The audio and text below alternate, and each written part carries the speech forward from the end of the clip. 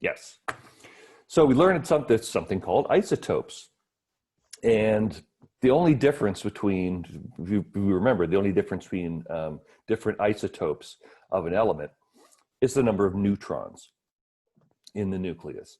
And so an isotope behaves chemically pretty much exactly the same as the normal atom does, because as we know, and I keep pushing and I'll keep saying it over and over and over again until you get tired of me saying it, it's electrons that are involved in bonding and in chemistry. We don't really deal with neutrons. They have a very small effect sometimes on how fast things can react, but the different isotopes react to have exactly the same chemistry as the lighter atoms do. And so one of the things that we did in the last recitation was, I think it was the last question, was get a better understanding of what average atomic mass actually means. Because when you look at the periodic table, the atomic mass that we think about is, it's the number of protons and the number of neutrons, because, basically all the mass is in the nucleus. The electrons don't really weigh much of anything. But, so we would think there would be a whole number, carbon is 12, or carbon is 13, or carbon is 14. But when you look at the periodic table, you see that carbon has a mass of like 12 and a little bit. And the reason for that is we have to take into account how abundant each one of those isotopes are. And so when we're calculating the average mass, we have to think about the mass of each one of those isotopes and how abundant they are. So in the case of carbon, the super massive amount of carbon is 12, and a little bit is 13, and even a smaller amount is 14. And so the average mass is 12. When we look at boron, for instance, boron is basically two different isotopes, and one is about 80% of the total, and the other one's 20% of the total. And so it would make sense that when you look at the difference, at the average, it would appear that about 80% is the higher mass, and about 20% is the lower mass. And so we just take the abundance and multiply it by the actual mass of each one, okay? And so some elements have just two isotopes, some have three, and then when you get into like the really big elements like uranium, there's like 3 or 4 or even 5 different isotopes. And how we know this directly these days, this is something that I studied for about 20 years.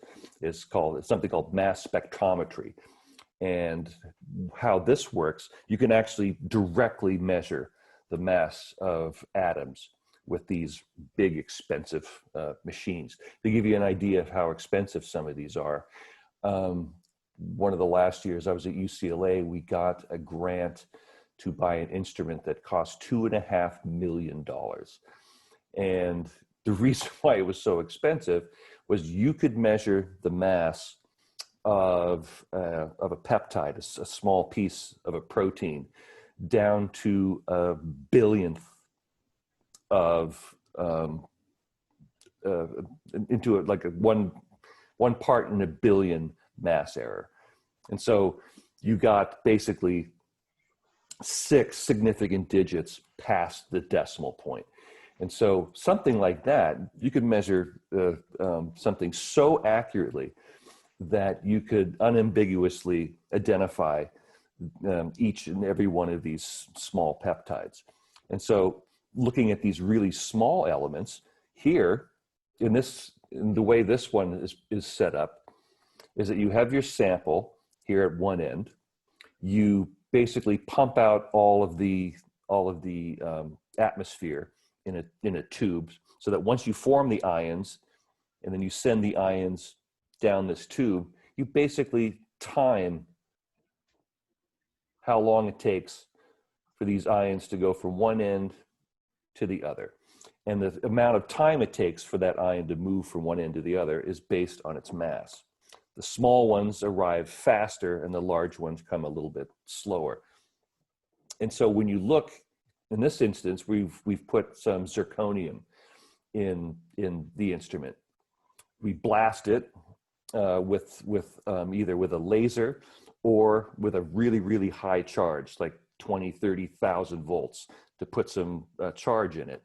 And then we look and see what comes out of the other side. So here we can see when we put some zirconium in, we get a peak at 90, another one at 91, 92, 94, and 96. And the height of each one tells you how much of each one there is. And so from this one, we can see that most of the zirconium has a mass of 90. And then there's a little bit of 91. There's about equal amounts of 92 and 94, and a small amount of 96. Interestingly, there's none at 93, and there's none at 95. Probably based on how stable nuclei can form. So based on this, we would say that the average mass of zirconium is probably somewhere around, let's say, 92 or so, based on the abundance of each one of these isotopes. So this mass spectrometry is used a lot in a lot of different settings, because it's a very fast, each one of these experiments takes only a couple of microseconds to do. So you can scan like thousands of samples in an hour. It's very, very, very, very fast and works really, really well. So when we talk about formulas now, we're talking about elements combining. And there's a lot of different ways we can represent that. When we write a molecular formula, all it is just a representation of a compound. And basically you say, what are the elements in that compound? And we use different chemical symbols to say which atoms are in there. And then a subscript afterwards to show how many atoms. So CO2 indicates that there's one atom of carbon. We don't include the one as a subscript, that's just assumed. And there's 2 atoms of oxygen. So that means those 3 atoms are linked together chemically. That's a molecular formula. A structural formula gives you even more information. Not only does it tell you how many atoms are in a formula, it gives you some indication of how they're connected together. We're going to do a lot more of these as we go along. So a structural, would be the chemical formula here. So that's the formula of methane. Methane is the simplest hydrocarbon. It's a gas. Simplest organic. Excuse me? The simplest organic compound? No, simplest hydrocarbon, because there's only carbon and hydrogen there. So that is just the molecular formula. We don't know anything more than there's 1 atom of carbon and there's 4 atoms of hydrogen.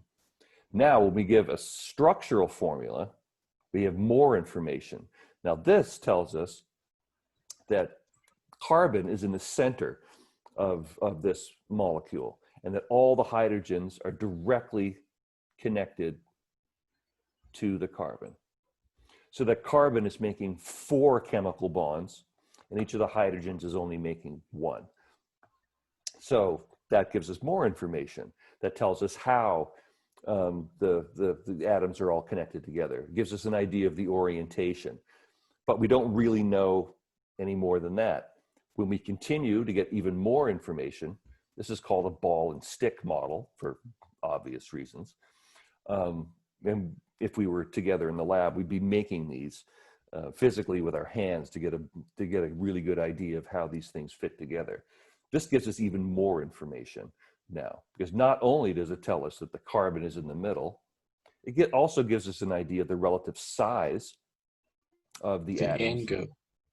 and it gives us, Angle. and the angle as well. Right. So the carbon's in the middle.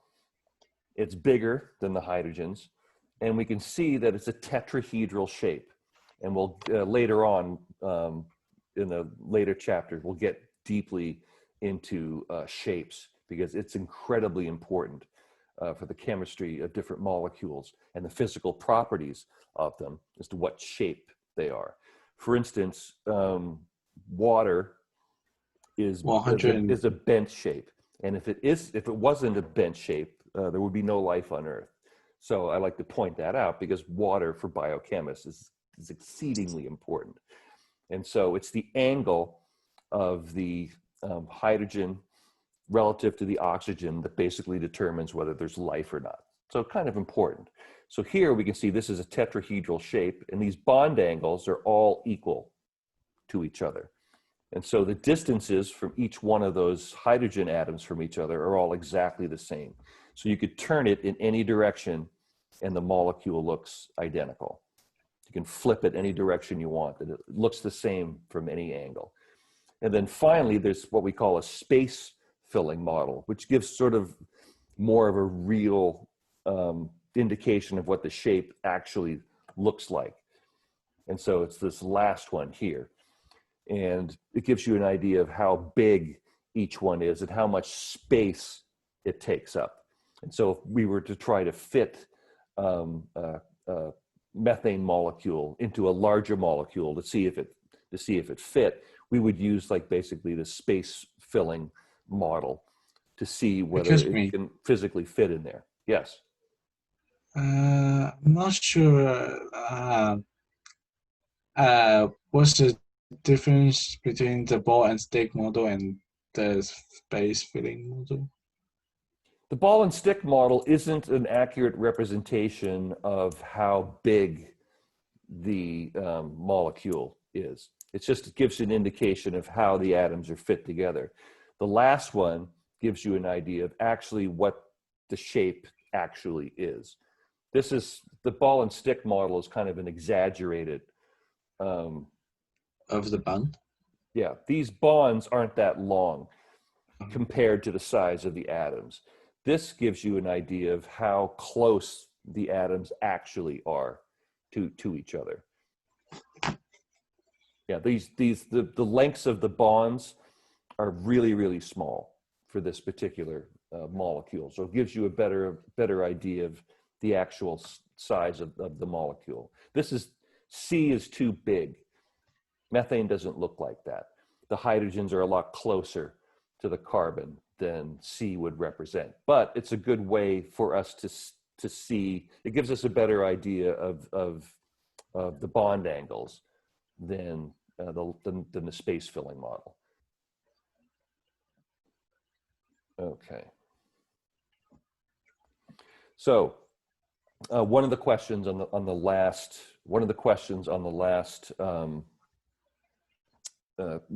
recitation was, what does molecular fluorine, what is the formula for molecular fluorine? And F2. That is correct. So almost all gases are molecules, with the exceptions of the noble gases. And we'll learn when we look at the periodic table why that is. It's because all atoms are the most stable chemically when they have a full set of electrons. And basically why atoms form molecules in the first place is so they can share electrons, and then each atom can claim a full set. And then we'll get to what that magic number is when we look at the periodic table.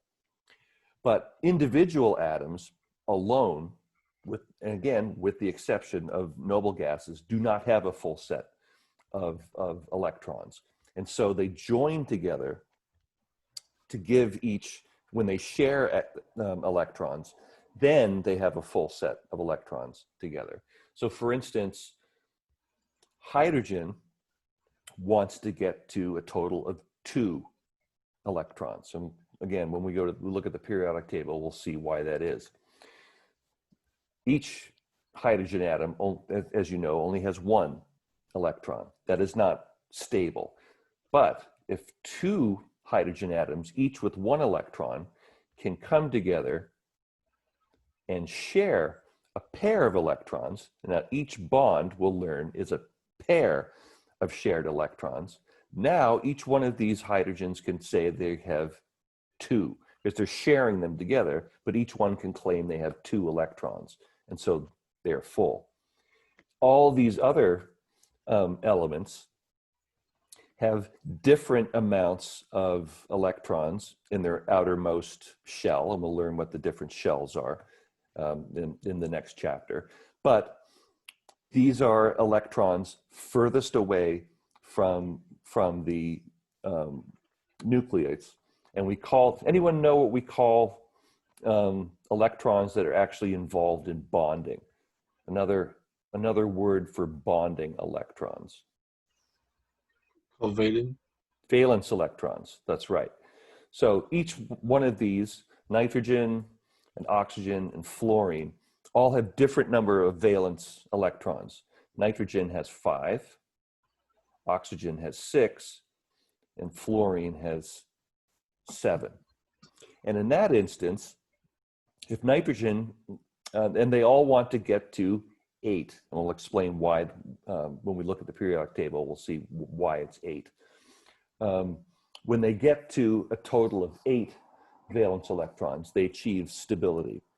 And so if nitrogen with 5 can share 3 electrons with another nitrogen, like this, then each of them can say they have a total of 8 and they're stable.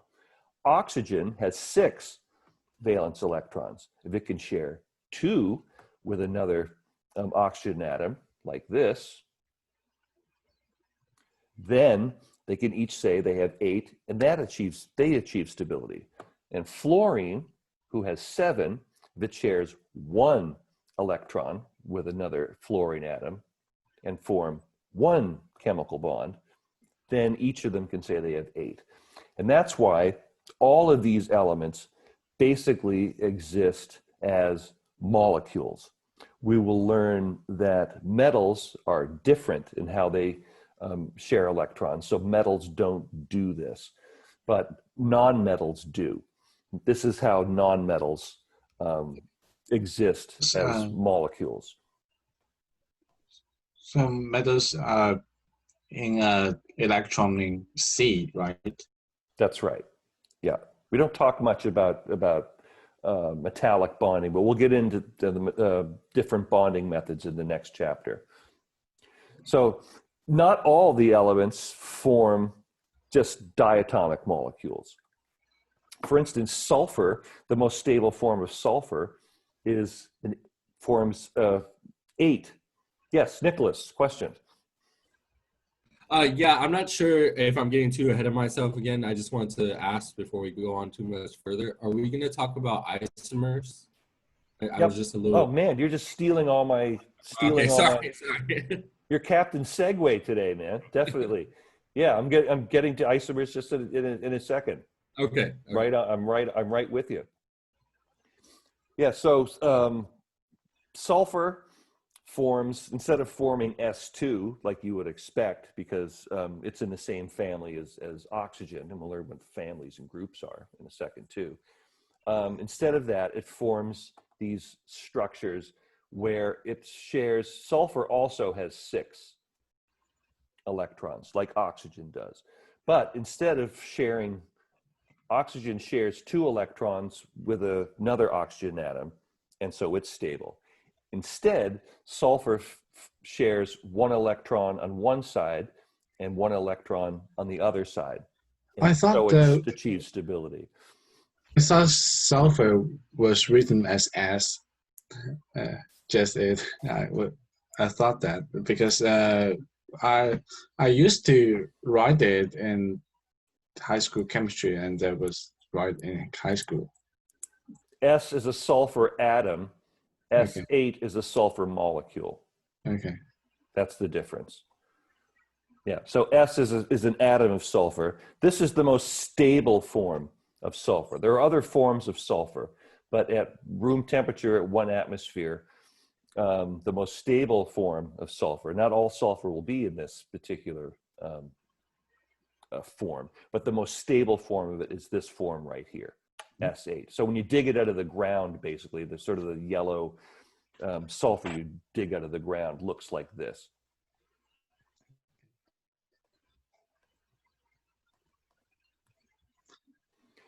So we learned a little bit in the last recitation as well, the difference between empirical formulas and molecular formulas. So the empirical formula would be the simplest ratio we can think of to explain how many atoms are in a compound. Like for instance, benzene is a very common organic solvent. It's basically dissolves anything organic. And it has 6 atoms of carbon and 6 atoms of hydrogen. But obviously that is not the smallest number we can use to show the ratio of carbon to hydrogen. That simplest ratio would be 1:1. And so if we counted the number of carbons in a molecule and the number of hydrogens in a molecule, and then we asked, well, what's the ratio of them? It would be 1:1. And so the empirical formula would be this.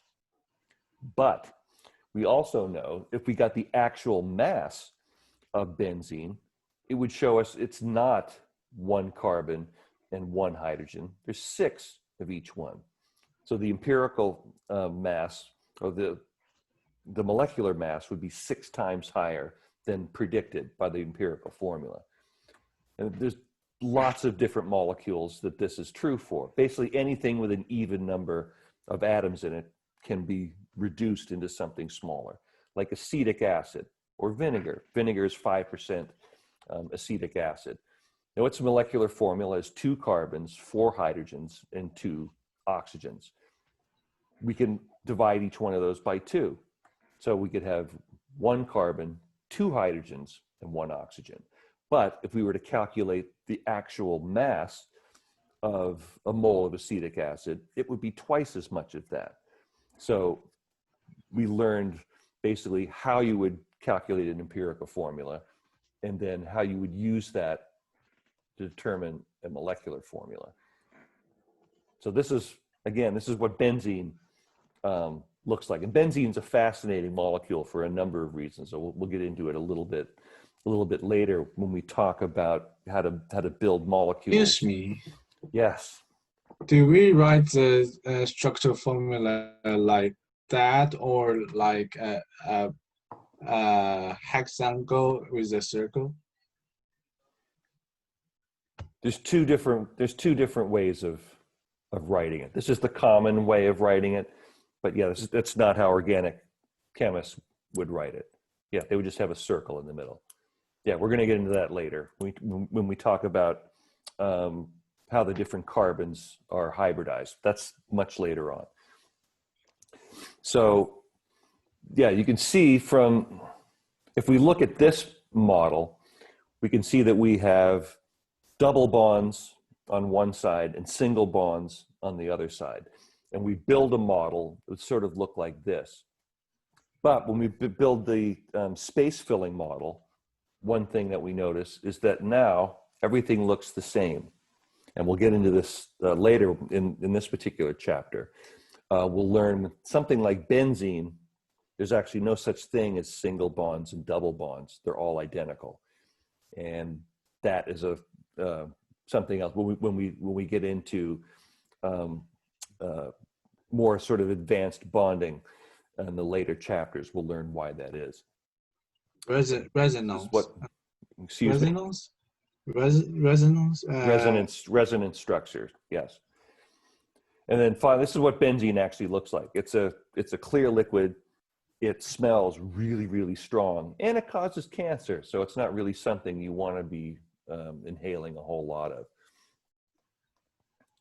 I have a question about the formulas. How do we know when to use an empirical formula versus a molecular formula? Oh, so the empirical, well, we're going to get that question right in a second. Good question. And then this is what vinegar looks like. So this is an organic acid group right here, where this particular hydrogen will be released as a positive. That's basically what an acid is. An acid will lower the pH. We know that the acidic pH is low and a basic pH is high. And when there's more of these H plus molecules, basically just protons, when there's more of that around, the pH is low. We have an acid. And this is an organic acid group right here with carbons and oxygens and hydrogen. So that's what that looks like. And this is what the ball and stick model looks like. We have a sort of a group over here that's basically all just carbons and hydrogens, a hydrocarbon side, and then we have something with oxygens. So basically we have a hydrophilic side, a water liking side, and a hydrophobic side over here with just carbon and hydrogen.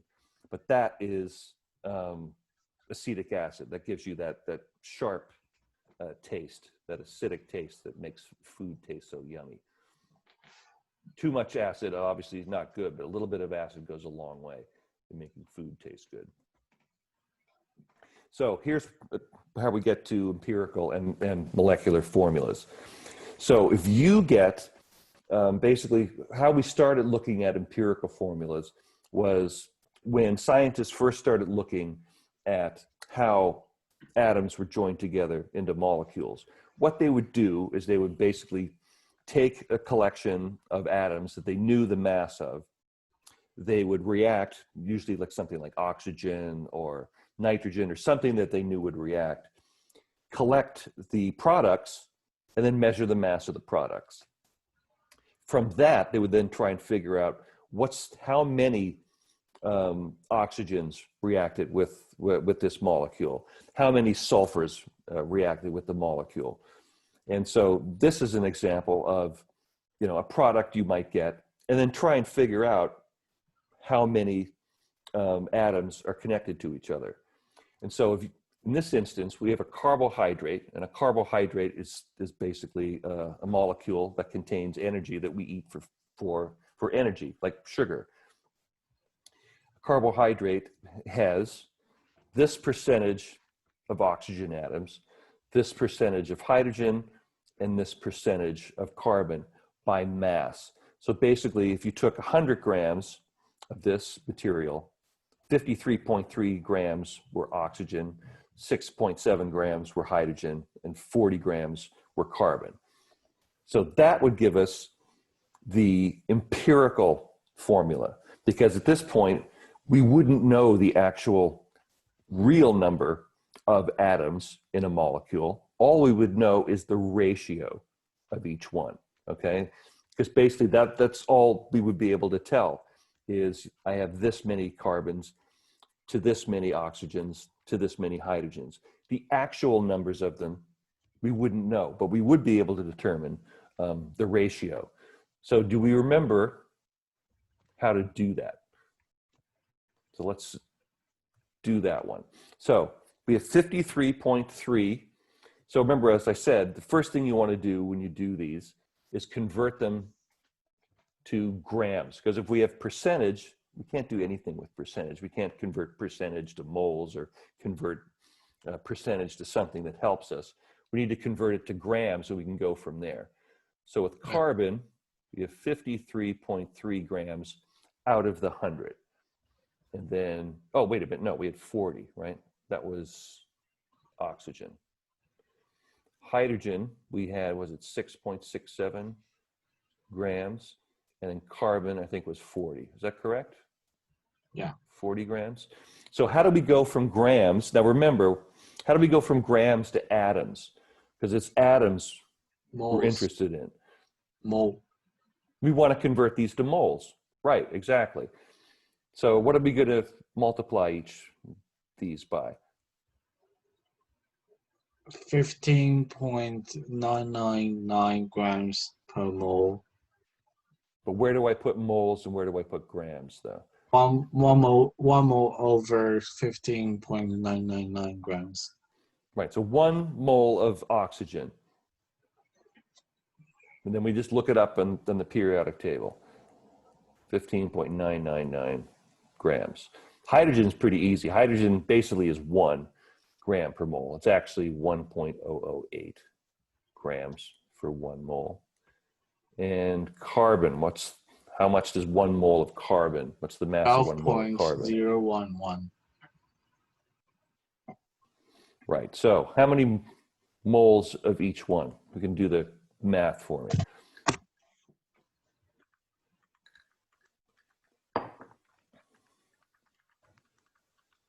The oxygen is 3.332.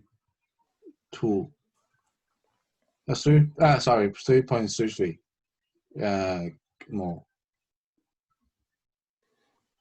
So carbon, we can pretty much see that, or hydrogen, that's going to be pretty much 6.66. And then what about carbon? Carbon is 3.33. I think we can sort of see what's happening here.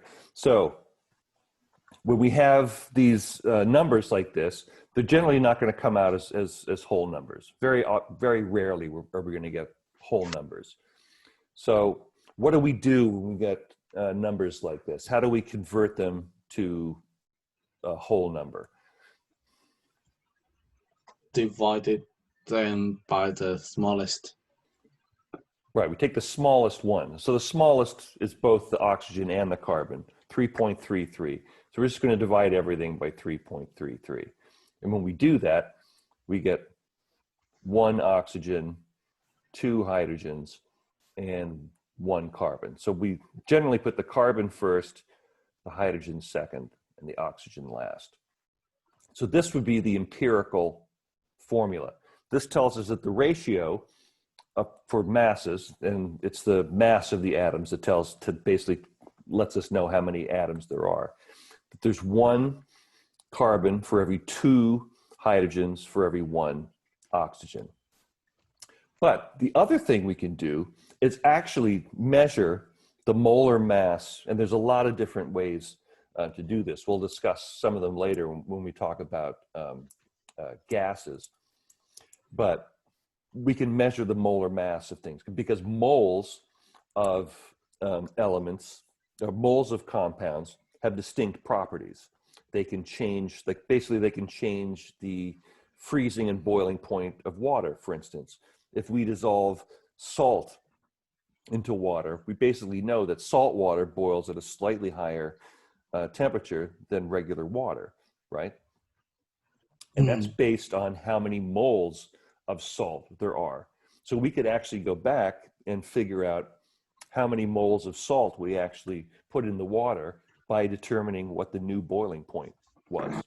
And so there's lots of different ways we can figure out what the molar mass of this particular molecule. But it was determined to be 180. So it was 180 grams for 1 mole. We have CH2O. So what would be the mass of 1 mole? If this was actually the formula, what would be the mass of 1 mole of CH2O? 30 something. So it would be 12 and 2 and 16, roughly, right? And so that would be 30 grams per mole. So what is the actual molecular formula? C6 C6H12O6. Yeah, we take the molecular mass and we just divide it by the empirical mass. And that tells us that we have to multiply everything by 6. And so we go back and look at the empirical formula and just multiply everything by 6. So C gets multiplied by 6, H gets multiplied by 6, O gets multiplied by 6. And that is glucose, the most simple and also fructose. We wouldn't know which particular sugar that was because they both, and this gets us back to isomers, they both have exactly the same formula, but they have a different shape.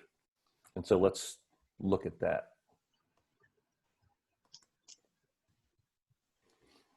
Man, talk about segues. So it's possible for the same atoms to be arranged in different ways. So a group of atoms can come together in one way or can come together in a different way. This is true for molecules bound together by what we call covalent bonds, where electrons are shared. This isn't going to be true for metals and nonmetals binding together, where electrons are taken from the metals and kept by the nonmetals. There's really only one way that those things can fit together. But when you're sharing electrons, you can share them in all sorts of different ways. And this is an example here.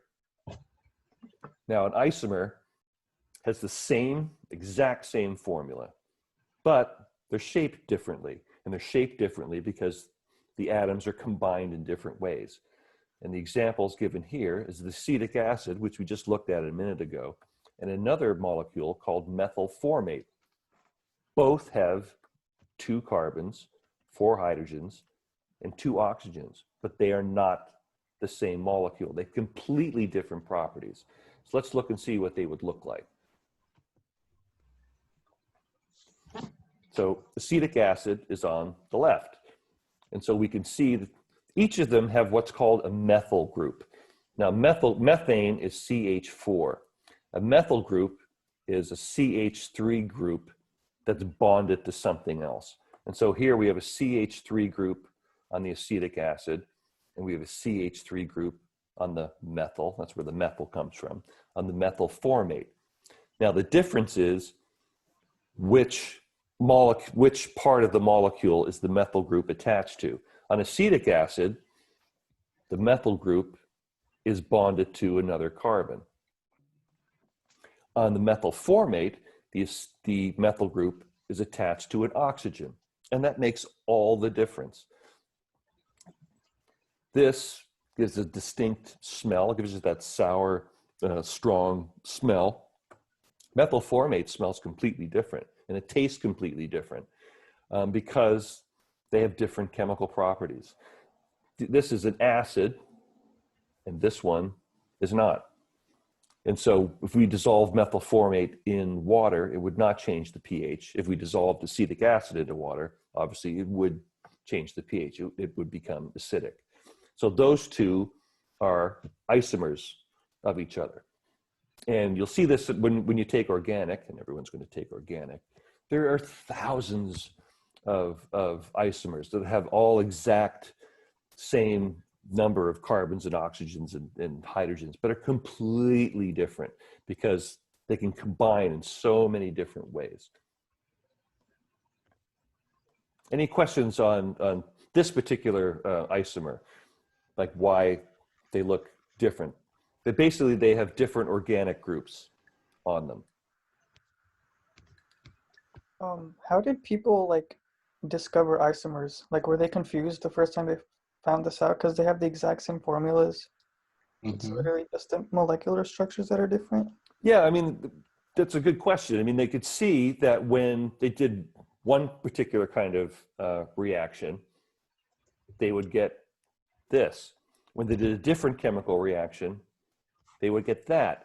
But then when they sort of looked at when they figured out the empirical formula was the same, and they figured out the molecular formula was also the same.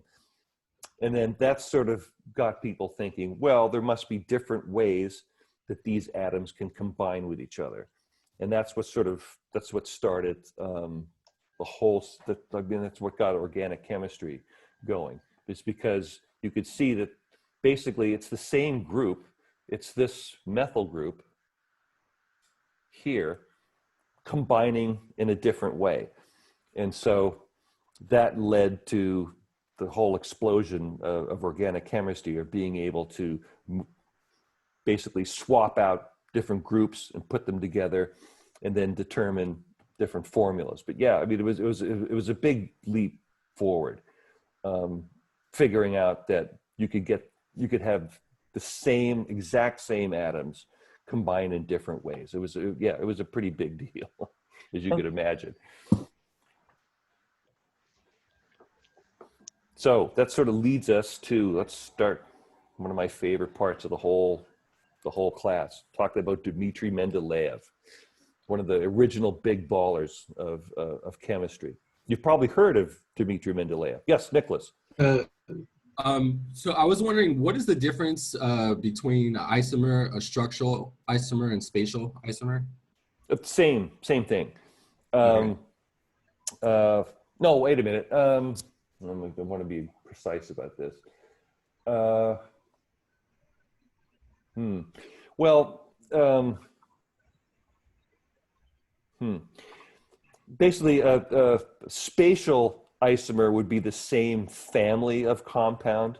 Like, for instance, if you had something like this, if you had like a long chain of carbons with hydrogens attached to each one. Whoops. Oh dear, let me go back. So you have hydrogens attached to all the different carbons. So that is butane. You can also make this same compound look like this.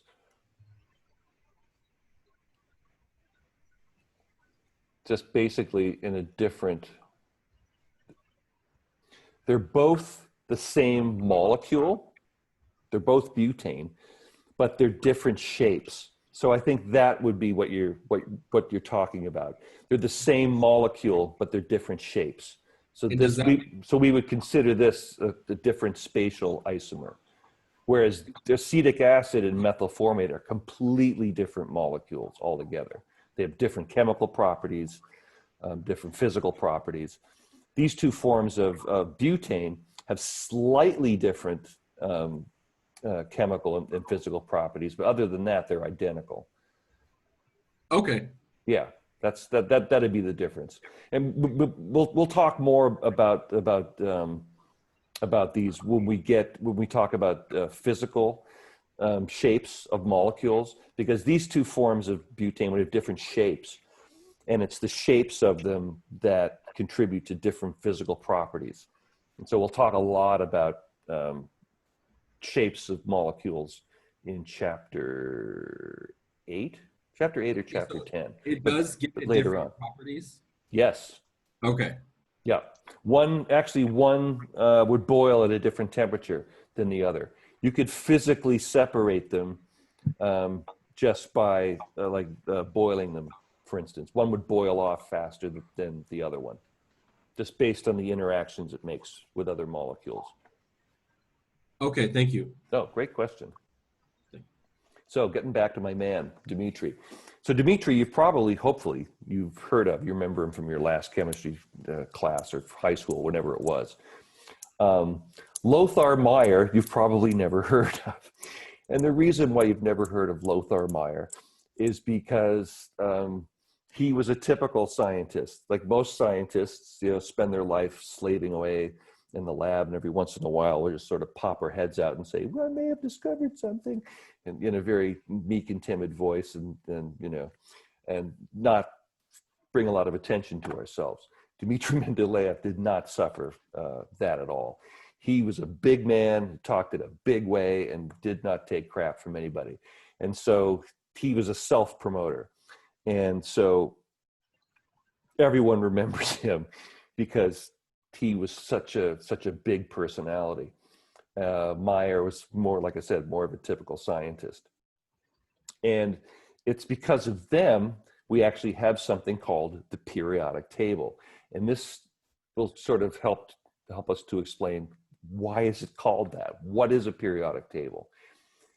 Those two recognize that there is a periodic relationship among the elements. Well, what does that mean? Well, it means that as you look at the different elements, the original periodic table, I'll show you one in a minute. The original periodic table just had all the elements that were known at the time and just listed by their mass. So it started with hydrogen because it was the smallest, and then helium because that was next, and then beryllium, so boron, all the way down. But there was no link between any of those elements. So just like, here are the elements, this is how big they are. So it was useful if you wanted to determine, if you wanted to look and see how big an element was, but that was it. That was the only information you got. Mendeleev and Meyer noticed that as you went along looking at the different elements, they would, their properties, their chemical and physical properties would start to repeat after a while. For instance, lithium is really small, and then sodium is slightly bigger, and potassium is slightly bigger than that. Lithium's like 3, I think, and sodium is around 11, potassium is around 19 grams per mole. But they're all metals, they're all shiny, they all conduct heat and electricity, and they have similar chemical properties. For instance, they explode when you throw them into water. That's interesting. They also form the same salts. Lithium forms lithium chloride. Sodium forms sodium chloride. Potassium forms potassium chloride with the same molar amounts each time. So they're very, very similar in that regard. Then, if you look at a different set of metals, now let's look at calcium and strontium and barium. Also metals, like, you know, like I said, 85 to 90% of the periodic table are metals, just metals all over the place. So they're also shiny. They also conduct heat and electricity. But if I take a piece of calcium and throw it into water, it does not explode. Neither does strontium, neither does barium. But, so they're less reactive than lithium, sodium, and potassium, but they also, when they form salts, calcium forms calcium chloride with 2 chlorines. Strontium forms strontium chloride with 2 chlorines. Barium forms barium chloride with 2 chlorines. And so they're similar to each other. They have very, very similar properties. And Mendeleev and Meyer sort of to scratch their heads and go, what is it about these elements that even though they're completely different masses, they have very similar chemical properties? There must be something in the atoms that are very similar to each other. But at the time, they didn't really know what that meant, because remember, this was like 1869. The atom at that point was just considered to be, it is a ball. It's the smallest amount of an element you can possibly have. And that's all we know about it. There were no protons, there were no neutrons, there were no electrons.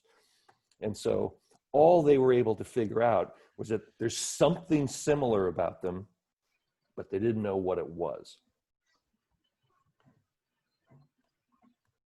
So here's what our periodic, this is what we look at. When we look at a periodic table now, this is what we get all the information.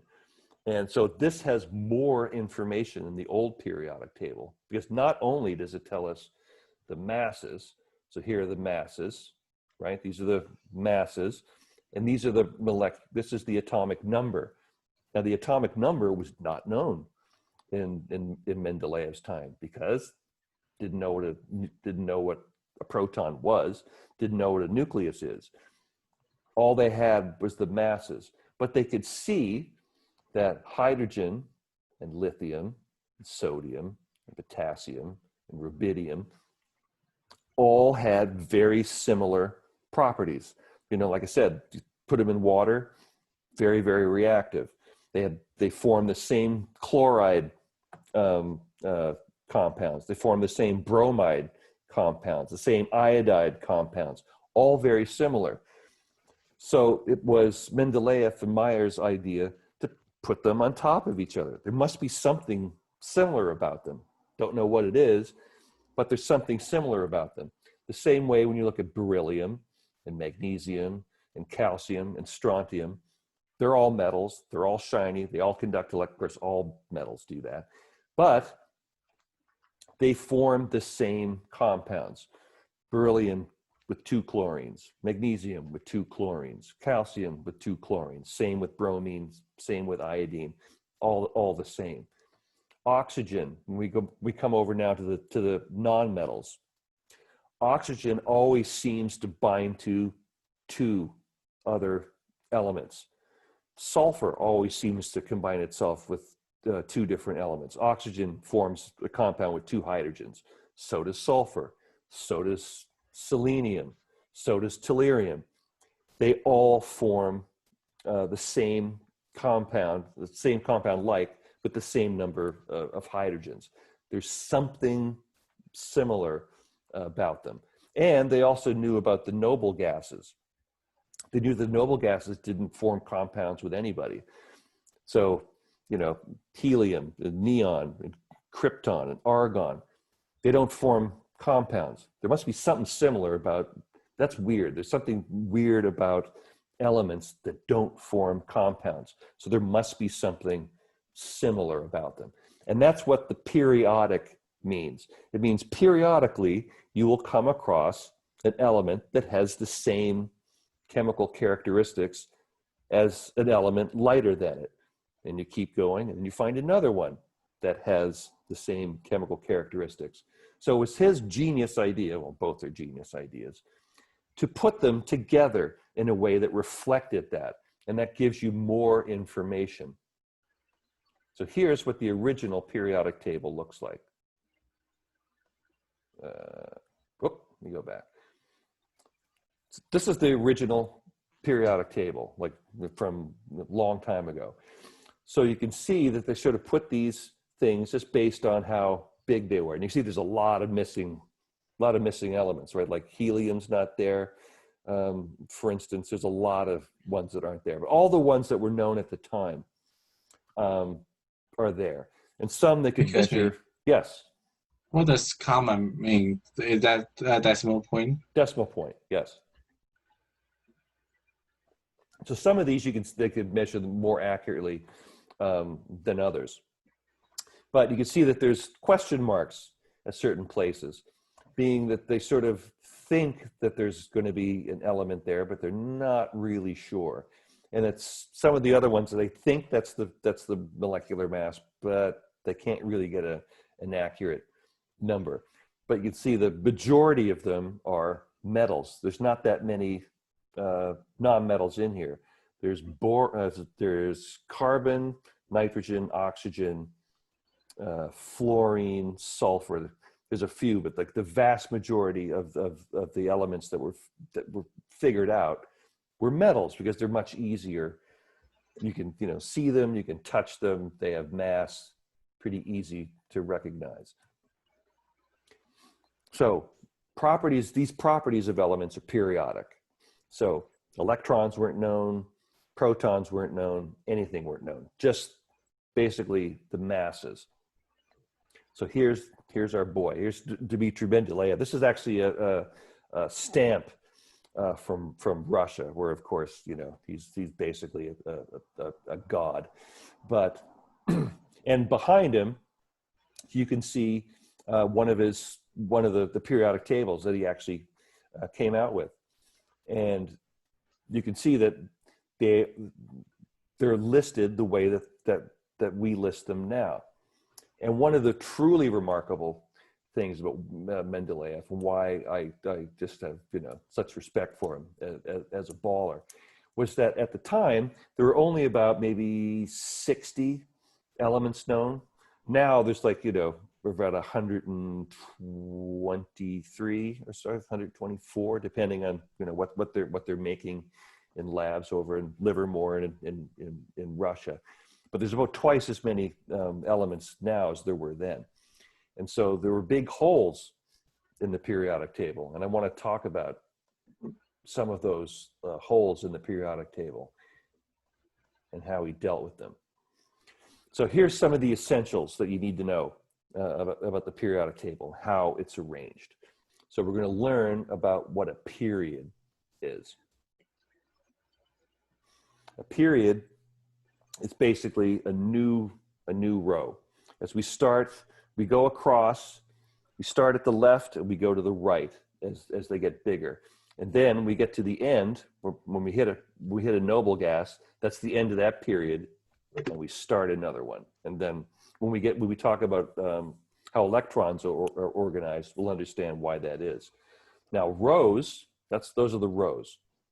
Now the columns are groups or families. Now the columns that go up and down, those are arranged for elements that are similar chemically. So like we said, there's hydrogen and sodium and potassium and so on. Written down in a column, all have very similar chemical characteristics. We'll learn that the metals are all on the left side of the periodic table, and the nonmetals are on the right. And in between, there's this little sort of staircase where the metalloids live. Now, the metalloids are sort of a weird, it's a very small number of elements that have some chemical characteristics of metals and some chemical characteristics of nonmetals. The most important being Carbon. silicon. Now, carbon is a nonmetal. Now, silicon, kind of important for around here, right? I mean, we named the whole valley after it. We'll talk a little bit about silicon, but silicon basically is super, super important because the whole reason why silicon is involved in making computers is that it conducts electricity, but not very well. And that's what you want in a computer when you're trying to count electrons. You don't want electrons flying by so fast you can't count them, because that's basically what you do in a computer, right? You're basically either a circuit is on or it's off. You have a 0 or a 1. Now, silicon allows you to do that because it conducts electrons, but more slowly than a metal would. And so electron moves in, you can count it, and then it goes on.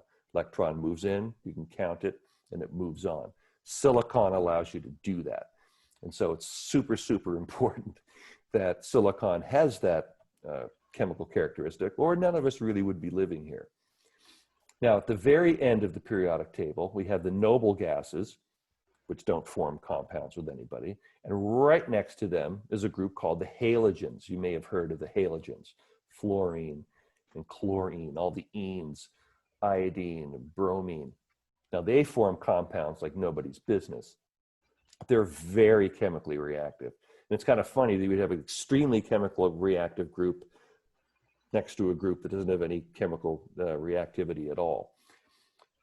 Alkali metals on the very far left. We'll talk about the alkali metals. There's two groups of alkali metals: alkali earth metals and the alkali metals.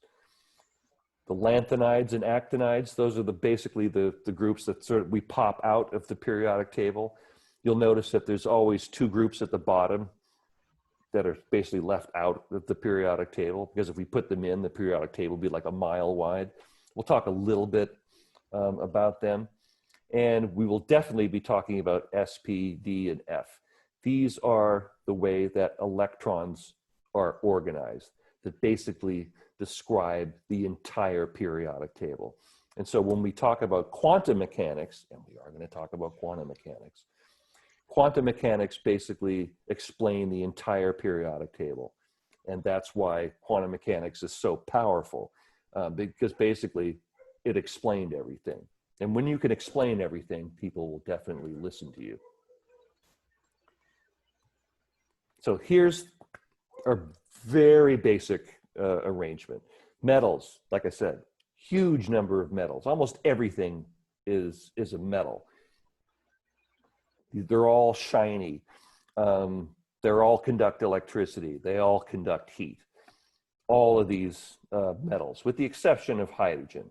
Hydrogen is an exception. Hydrogen has some non-metal properties and some metallic properties. So it's a weird place where we put it, but most of the time it reacts like a metal. It loses electrons. That's the other thing. Metals lose electrons. They give electrons away. Non-metals, all on the right, gain Okay. electrons. So metals become positive ions or cations. Nonmetals gain electrons and become Anion. negative ions or anions. And the nonmetals are here along this. And like I said, they have properties of both. So they have some properties that make them metal-like. Like I said, silicon will conduct electrons, just poorly. They will form compounds that are sometimes ionic, like losing electrons or gaining electrons. And sometimes they will form covalent bonds where they share electrons. It depends who they're doing it with. So that's the simplest way to look at the periodic table. Then we have sort of three more broad classes than that. We have what's called the main groups. Now, the main groups of metals are the ones that have reproducible chemistry, where they always lose or gain the same number of electrons. S block. All on the very left side and the very right side. S.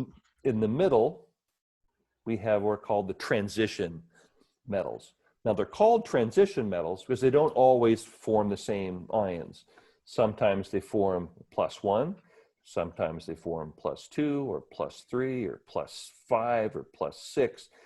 Variety of different charges they can take on, depending on where they are in the periodic table. And then down here, the lanthanides and the actinides, like I said, we generally drop these out because if we didn't, the periodic table would be super, super wide and tough to fit on a page. They're rare earth because they're rare, for one thing, and they have some really interesting chemical properties. For instance, they form incredibly strong magnets, like rare earth magnets, like ones made of erbium or dynamium. They form super strong magnets, like magnets so strong that if you get your finger caught between them, it would crush the bones in your hand. Like really, like dangerously strong magnets. Yeah. Are lanthanum and actiniums included in the lanthanides and actinides? I don't understand your question.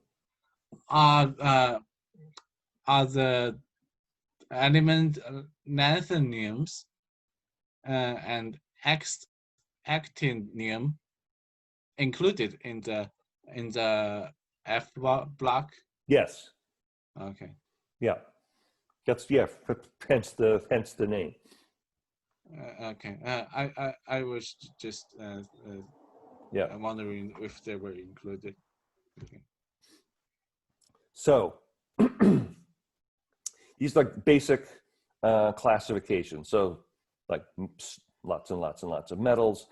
So you can see that the nonmetals are a pretty small group. I mean, that's it. But they're form basically all of the compounds in your body are made from those small number of atoms, including hydrogen, with very small amount of metals. There's not a whole lot of metal inside your body, but all of it, carbon, nitrogen, oxygen, phosphorus, sulfur, in your body. So extremely important for life, and the rest of them, not so important. And noble gases over here. We'll talk more about noble gases later. For years and years, it was thought that noble gases were completely unable to form compounds. Now we know that's no longer true. Helium, neon, and argon don't form compounds, but krypton and xenon can. You can actually form compounds with those, and we'll go over why that is. Is that because they're radioactive? That we'll get to it. So periods, like I said, arranged horizontally. So our first period basically only has two elements in it. It has hydrogen and helium, and that's it. So here's hydrogen over here, and then helium way over there. Then we move down, and we have 1, 2, 3, 4, 5, 6, 7, 8 in the second period.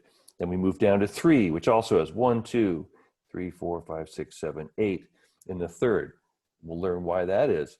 And then 4, 16, and then as we move down, we get more and more and more. And we'll learn that this is because of the way the electrons are organized in atoms. That we have 2 electrons in this particular orientation.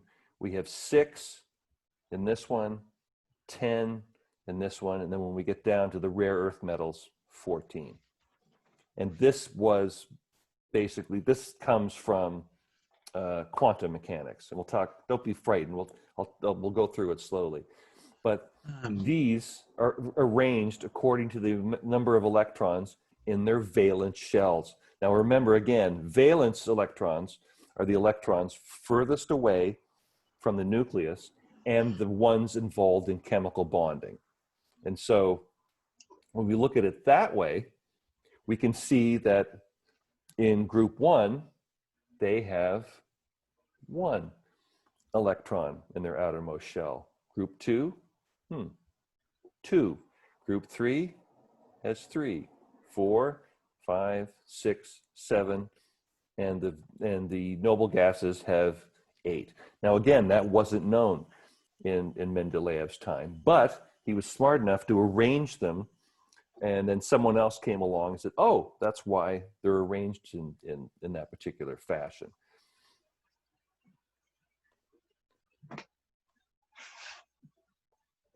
This just makes the point again. The valence shell, those are the electrons involved in chemical bonding. So the alkali group here, the very first group, they give away their electron in the valence shell. So they all become, oops, let me go back. They all become +1 ions.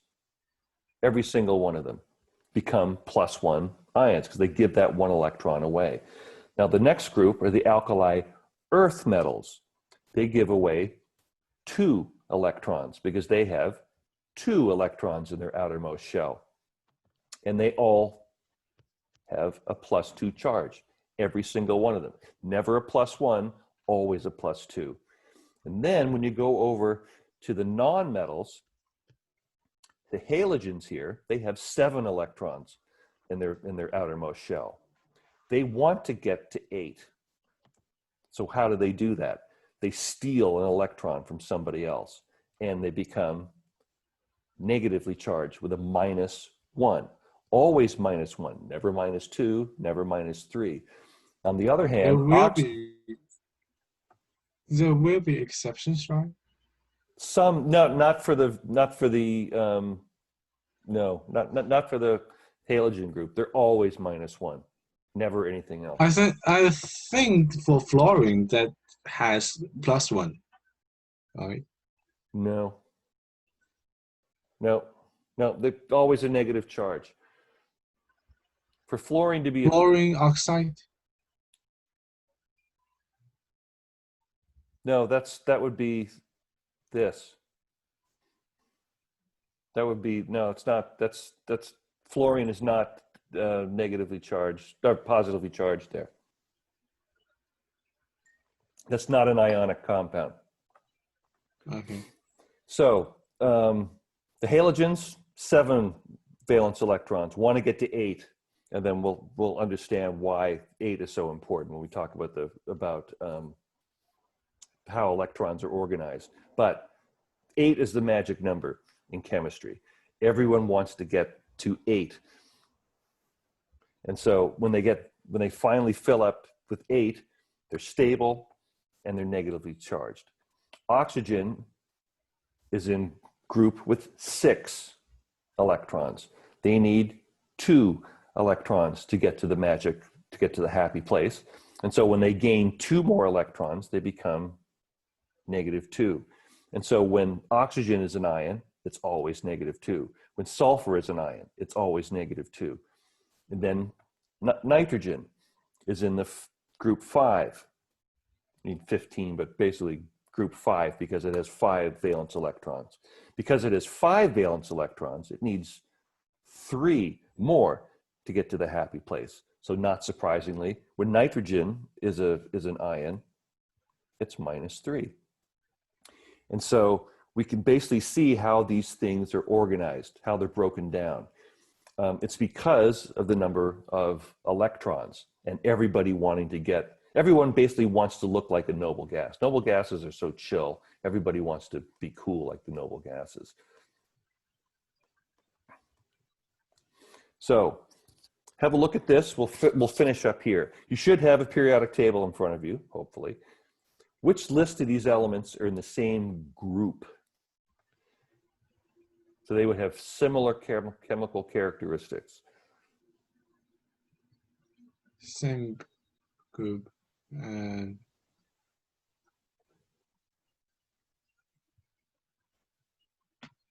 Now remember, group, does that mean they're the same going across or the same going up and down? down. So which one is it?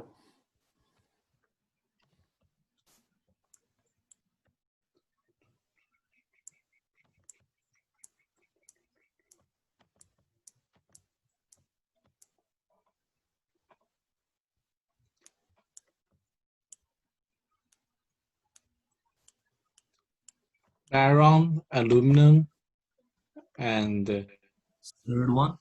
the Ti. Yeah, last one, tellurium. Yeah, they're all in the same group. So they're all going to form similar bonds. In this instance, they're all going to form they all have 3 electrons in their outermost shell. And so they form similar compounds. Now, which group of elements are in the same period? So if you go across, they're all the same.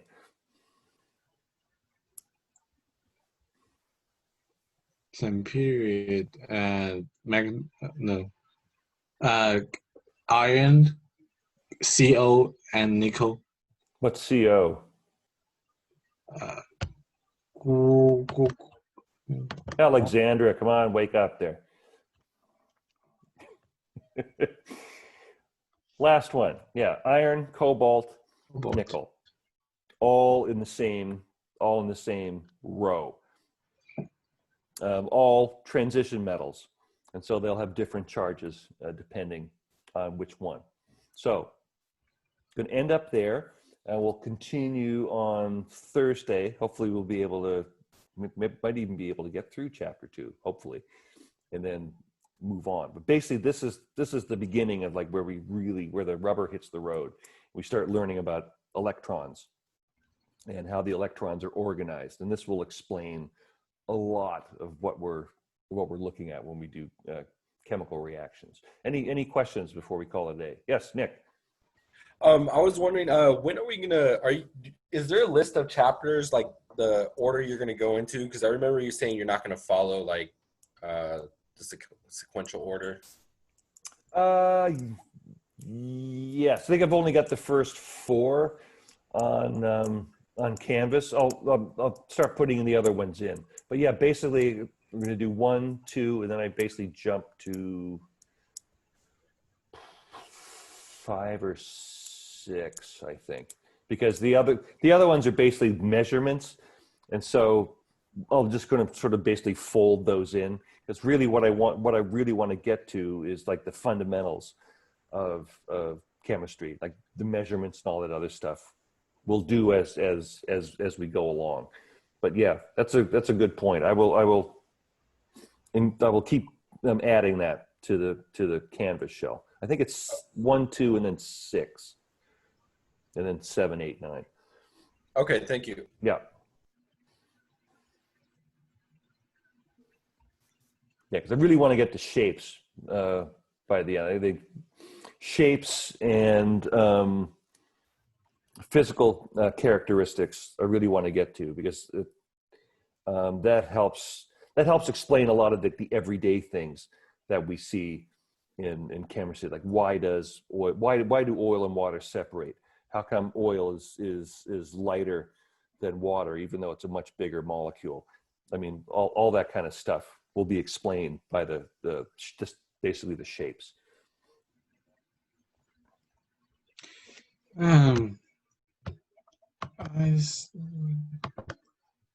So is there a thing that is this one, Mm-hmm. which the chlorine will be +3, right? No, that is not an ionic compound. There's no charge. None of the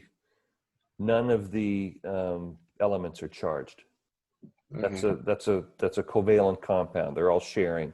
Yeah, we'll get to that when we talk about oxidation numbers. There's a difference between absolute charge and oxidation numbers, and we'll get to that in a later chapter. But even then, the chlorine, fluorine, they're never positively charged, ever. It's basically impossible. I mean, it's theoretically possible, but I mean, the amount of energy you would need to create a positive How about fluorine ion would just be insane. this this ion? Mm-hmm. Is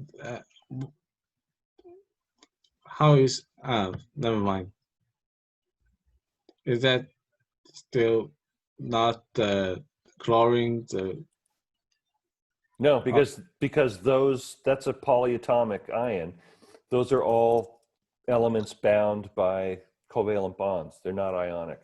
Together it forms an ion, but the bonds holding those atoms together are still covalent.